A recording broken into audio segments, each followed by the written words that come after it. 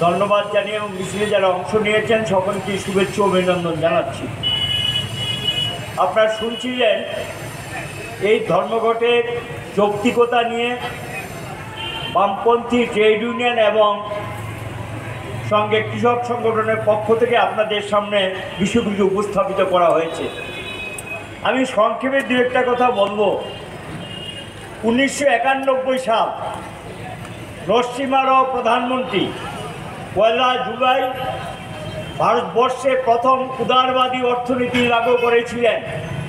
আমরা বলেছিলাম আপনি দেশটাকে ধ্বংসের কিনারে নিয়ে যাচ্ছেন, দেশটা সর্বনাশ হয়ে যাবে, এই ক্ষতি ভারতবর্ষকে একদিন ভিখারিতে পরিণত করবে, বেকারত্ব বাড়বে, দারিদ্রতা বাড়বে। তিনি তখন বলার চেষ্টা করেছিলেন দেশকে উন্নত করতে গেলে লগ্নি আনতে হবে, লগ্নি ছাড়া দেশের উন্নয়ন সম্ভব না, কৃষিতে শিল্পের বিকাশ করার জন্য। আজকে তিনি জীবিত নেই। আসলে কি আমাদের দেশটা যেটা তিনি সূচনা করে গিয়েছেন, অটল বিহারী বাজপেয়ী গভর্নমেন্ট এসে এটাকে পূর্ণ উদ্যোগে কাজ শুরু করেছিলেন। তখন আমরা বলেছি এটা করবেন না, ক্ষতি হবে।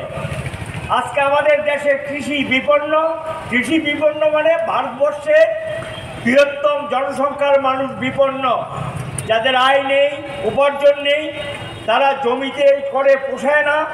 এবং এই পরিস্থিতি দিয়ে তাদেরকে রক্ষা করার জন্য ভারত সরকারের কাছে কৃষক আন্দোলনের মাধ্যমে দাবি জানিয়েছেন।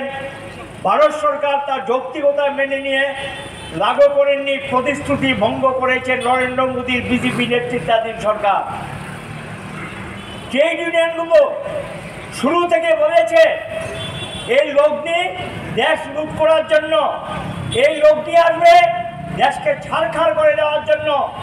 বুঝিয়ে বলা হয়েছিল, শুনেন না, আমাদের কথা ধরেন না। 2014 সালে নরেন্দ্র মোদী সরকার আসার পর আজকে 2024 সাল, 10টা বৎসরে এর নয়া উদারবাদী অর্থনীতির নামে বিদেশি লগ্নি দেশীয় লগ্নি এনে লুটপাট করে নিয়েছেন দেশটাকে। মুসলিমেও 8-10টা পরিবার গোটা দেশের সম্পদের মালিক, গোটা দেশের সমস্ত সম্পদ তারা কুক্ষিগত করে নিয়েছেন, শত শত গুণ তাদের আয় উপার্জন বাড়িয়ে নিয়েছেন। আর দেশের মানুষের আয় উপার্জন কমেছে এবং মজুরি কমিয়ে দিচ্ছেন। মজুরি কমা মানে বাজার অচল হয়ে যাবে, জিনিসের কাটতি থাকবে না, শিল্পের দরজা বন্ধ হয়ে যাবে এবং কৃষিজাত পণ্য কাঁচামাল যেটা শিল্পে আসে তার দাম পড়ে যাবে, কৃষক বিপন্ন হবে। এটাই রাষ্ট্রকে বিপন্ন করে দেয়, দেশটাকে বিপন্ন করে দেয়। এই কথাটাই বোঝানোর চেষ্টা করেছিলাম আমরা। শুনতে চান না? 10টা ট্রেড ইউনিয়ন 1991 সালে ধর্মঘটের মধ্য দিয়ে প্রথম তার সূচনা করেছিল। সেই ধর্মঘটে বিজেপি সংগঠন বিএমএস ছিলেন, তখন তারা সরকারে নেই। এবং এরপরও এ পর্যন্ত 22টা ধর্মঘটের মধ্যে প্রায় 7-8টা ধর্মঘটে বিএমএস সামিল হয়েছেন। যে বিজেপি গভর্নমেন্ট এসছে এবার আর বিএমএস আসে না। এখানে আইন কিছু আছে আমাদের সঙ্গে এই ধর্মঘটে, এবং কৃষক সংগঠনগুলো দলমত নির্বিশেষে সবাই সম্মিলিত হয়েছে। হঠাৎ করে শ্রমিক কৃষকের ঐক্য হাওয়া থেকে আসেনি। ঐক্যটা কেন তৈরি হয়েছে? শ্রমিকরা উপলব্ধি করেছে কৃষক যদি না বাঁচে, কাঁচামাল যদি না আসে, আমার দেশ অচল হয়ে যাবে, আমার শিল্প টিকবে না।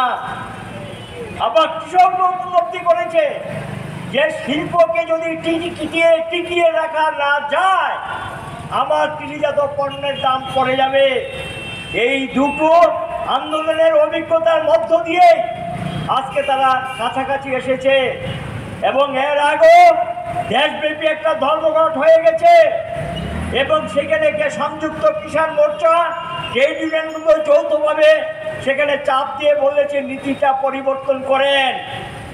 যেই নীতি বেকারের জন্ম দেয়, যেই নীতি কারখানা বন্ধ করে দেয়, যেই নীতি ব্যবসা বিপন্ন করে, যেই নীতি দেশকে বিপন্ন করে দেয়, মানুষকে বিপন্ন করে দেয়, অনাহারি মানুষের সৃষ্টি করে, এবং না খেয়ে মানুষকে রাত্রিবেলা ঘুমাতে হয় এবং ঘরে ঘরে মানুষ কাজের জন্য হন্য হয়ে ঘুরছে, কোথাও কাজ নেই এবং সারা দেশে একটা সংকটের বৃত্তে জড়িয়ে পড়েছেন। কাজে এই নীতি হলো সর্বনাশা নীতি, এই নীতি হলো দেশে লুটপাট করা নীতি। গোটা দেশ দুর্নীতিতে ছেয়ে গেছে, যে খুশি সেখানে লুটপাট করছেন। আর লোক দেখানো কিছু এজেন্সিকে ব্যবহার করে বিরোধীদের ঐক্য ভাঙার জন্য চেষ্টা করছেন, ঐক্য আন্দোলনকে দুর্বল করার চেষ্টা করছেন। নাগরিক অধিকার বিপন্ন, বিচার ব্যবস্থার উপর হস্তক্ষেপ, সামান্য যে অধিকারগুলো ছিল শ্রমিক কৃষকদের লড়াই করার, আন্দোলন করা, এই তো দেখছেন দিল্লিতে ঢুকবে, শখে তো ঢুকতে আসেনি। আপনি তো প্রতিশ্রুতি দিয়েছেন, তাদের দাবিগুলো মেনে নিয়েছেন, কেন কার্যকরী করলেন না? আজকে ট্রাক্টর নিয়ে দিল্লিতে ঢুকতে যাচ্ছে, বাধা দিচ্ছেন, বল প্রয়োগ করছেন, প্রশাসনকে ব্যবহার করছেন। আপনি ইতিহাস পড়ার চেষ্টা করেন, এই দেশের মানুষ সময়ে সময়ে হজম করে নেয়, একটা সময় আসে মাথা নোয়ায় না। এই দেশের মানুষ অতীত যোগ্যতা বলে ঘুরে দাঁড়ায়, রুখে দাঁড়ায়, পরিবর্তন নিয়ে আসে। একদিন শ্রীমতী ইন্দিরা গান্ধীও নিজেকে অনেক কিছু ভেবেছিলেন, তাকেও চেঞ্জ করেছেন। একদিন নরসিংহ অনেক কিছু ভেবেছিলেন, পরিবর্তন হয়েছে।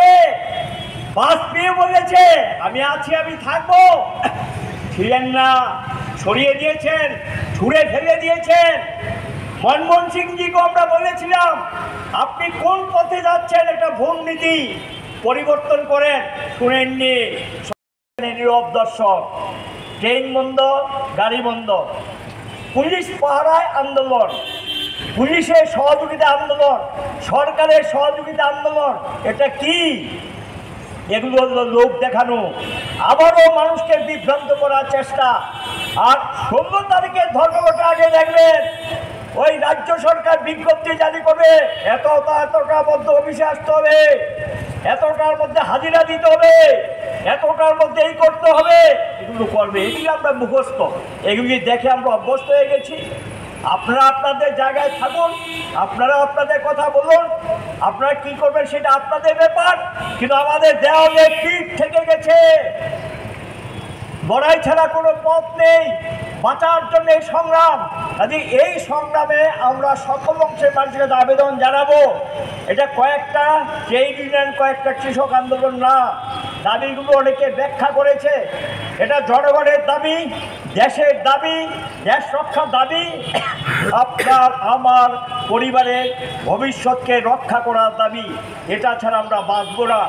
এই কারণেই এই ধর্মঘটে সকল অংশের মানুষ এগিয়ে আসুন, সমর্থন করুন। আমরা আপনাদের কাছে আবেদন রাখবো এবং এই ধর্মঘটকে সর্বাত্মক করে তুলুন। 16 তারিখে যে ধর্মঘটে আপনারা সকলে সামিল হবেন, এ আবেদন রেখে।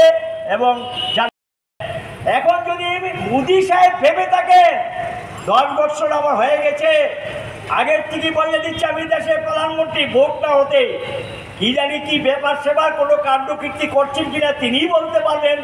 আগে ভোটটা হোক, কে জিতবে তো মানুষ ঠিক করবে, এটা তো নরেন্দ্র মোদী ঠিক করতে পারেন না। 400 সিট, 350 সিট বলে দিচ্ছেন, আসলে ভিতরটা কি বুঝতে পেরেছেন? দেশের মানুষ ওনাদেরকে চায় না, দেশটা বিপন্ন, প্রতিশ্রুতি রক্ষা করতে পারেনি, মানুষের সঙ্গে বিশ্বাসঘাতকতা করেছে। এবং এখন এই কারণে সামনে নির্বাচন, কেন্দ্রের ক্ষমতা কে আসবে এটা মাথায় রেখে দেশবাসীকে আবারও টুপি পরানোর জন্য এবং প্রলোভিত করার জন্য অসংখ্য প্রতিশ্রুতি অতীতেও দিয়েছেন, কোনো কিছু করেননি, তার উল্টো করেছেন, নতুন করে প্রতিশ্রুতি বন্যা বইয়ে দিয়ে সেখানে লোকসভা নির্বাচনে বৈতরণী পাস করার চেষ্টা করছেন। আমরা এই ধর্মঘট কেন রেখেছি?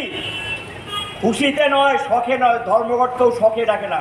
আমরা জানি অনেক রাজ্যে ব্যবস্থা নেবে, অনেক রাজ্যে গ্রেপ্তার করবে, অনেক রাজ্যে হুলিয়া জারি করবে, অনেক কিছু করবে, কিন্তু তা যেন আমরা ধর্মঘটে নেমেছি এই কারণে ঐক্যবদ্ধভাবে যে না, আমরা জানান দিতে চাই, দেশবাসীকে সতর্ক করতে চাই, দেশবাসীর কাছে আমরা বার্তা দিতে চাই, এই সরকারটাকে সরান, নতুবা আপনার ভাগ্যের পরিবর্তন হবে না।